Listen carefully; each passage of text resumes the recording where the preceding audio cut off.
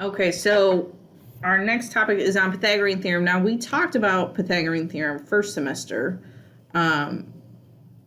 but now we have to talk about it not on a graph. First semester, we only used it when we had a graph, and you don't always use it when you have a graph. So we know Pythagorean Theorem, we're going to use it to find the missing side of a right triangle. And we know that Pythagorean Theorem, like the equation, is a squared plus b squared equals c squared. It matters which side of the triangle you say is side A or B or C. So we're going to make sure we label it correctly. So we know that C is always the hypotenuse. It's always the side across from 90. So we're going to label that hypotenuse. And we would label that C. The other two sides, the not across from 90 sides, are our legs, leg. Okay, it does not matter which of these you say are A and B. The leg, either leg could be A or B. It does not matter. The only one that really matters is the hypotenuse. If you don't label the C correctly, then you're definitely going to get it wrong. So the first one, solving for x, this is basic. We've been doing this. So first thing, we're going to label. So across from 90, here's the 90. Across from that is C. My other two sides, doesn't matter which one I say. We're going to say A and B. Great. I'm doing Pythagorean Theorem, a squared plus b squared. So I'm plugging in the numbers. So I said A was 8 squared plus B was 10 squared equals C, or well, X, that's what I have. So we're going to put X squared. Great. Okay, so now we know, okay, well, I'm going to type all of this into Desmos at once. So let's pull up a Desmos. We're doing 8 squared is this button over here, plus 10 squared is 164. So we're going to type that. Well, we're going to write it down. So that's 164 equals x squared. And then to get the square to go away, we square root. Okay. And 164. If we square root 164, it's a decimal. Now, we have to be comfortable doing it as a decimal or doing it simplifying the radical. So dividing the number and breaking it down and still having a radical in our answer. So on this particular question, I'm going to do simplify my answer. So instead of doing a decimal, I'm breaking it down. Oh, can I divide by 2? So we're doing 164 divided by 2. It's a whole number, so we're going to put 82. 2 and 82. Let's break down. 82 divided by 2 is 41. We'll cross out 82 and 164. And 41 actually is a prime number. This cannot break down anymore. So I'm done. So I'm ready to circle my pairs. So I have a pair of 2s. What's left over is 41. So our final answer is x equals the 2 goes on the outside, the 41 goes on the inside, and that's final answer.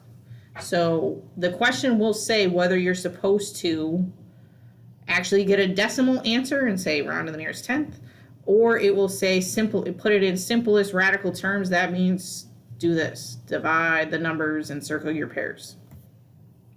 Okay.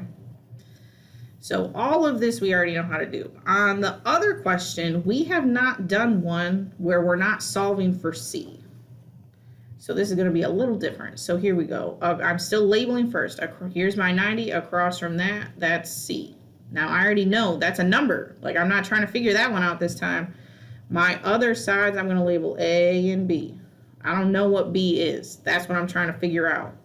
So I'm still doing A squared plus B squared equals C squared. I put the numbers where they go. So instead of A, I'm putting 7 squared plus, I don't know what B squared is, so I'll just leave it B squared equals C squared is 18 squared. So on this one, I cannot type it all in the calculator at once. So I'm going to type the number parts into the calculator separately and get numbers. So let's calculator up. So I'm doing 7 squared is 49. So I put 49 underneath 7 squared. And 18 squared, we're going to type that in. 18 squared is 324. So we're going to write that down. Okay. The plus and the b squared I'm bringing down. I'm not typing that part in the calculator. Now this is just an equation. I should be able to solve this. I need to get b alone. So how do I get b alone? Well, I got to move 49 to the right side. So how do I do that? Opposite. I'm going to subtract 49. 49 cancels out. B squared is still here. 324 minus 49. I don't know what that is. So 324 minus 49 is 275. And then, oh, I want just b and not b squared. So I'm going to square root. And on this one, I'll have us just do decimal. So we're going to square root 275. And I get 16.58. So to the nearest tenth, does the 8 make the 5 bigger or keep it the same? Makes it bigger. So final answer is 16.6. Okay. So you need to be ready to answer it either way. Should I do it with a square root or should I do it with a decimal? Okay. So those are the pretty basic questions. Everybody should be able to do those after this video. The last thing we have to talk about is Pythagorean triples. So Pythagorean triples just means it's 3 numbers that make the Pythagorean theorem, which is a squared plus b squared equals c squared, true. So what does that mean I'm supposed to do? So the key is, it's going to ask, can it make a right triangle? Instead of just saying, oh, should I do triangle inequality and add the 2 smaller sides and is it bigger than the biggest side? I need to plug them into a squared plus b squared. So the first thing I got to do is figure out which is the biggest side, because the biggest side would be c. So in this first example, 99, 101, and 20, obviously 101 is the biggest number. So that's going to be my c, and the other 2 numbers I'm going to plug in for a and b. So that means I'm doing 99 squared plus 20 squared, and I'm getting a number. And then I'm going to do 101 squared, and I'm going to get a number. And I'm going to see, are they the same number or are they different numbers? So let's type that in. 99 squared plus 20 squared is 10,201. So I'm going to write that down, 10,201. And then I'm going to do 101 squared. 101 squared is 10,201. Are they the same number? Yes, they are. So this one is going to be a yes. That can be a right triangle because they are the same number when you square them. If you squared it and got different numbers, then it would be a no.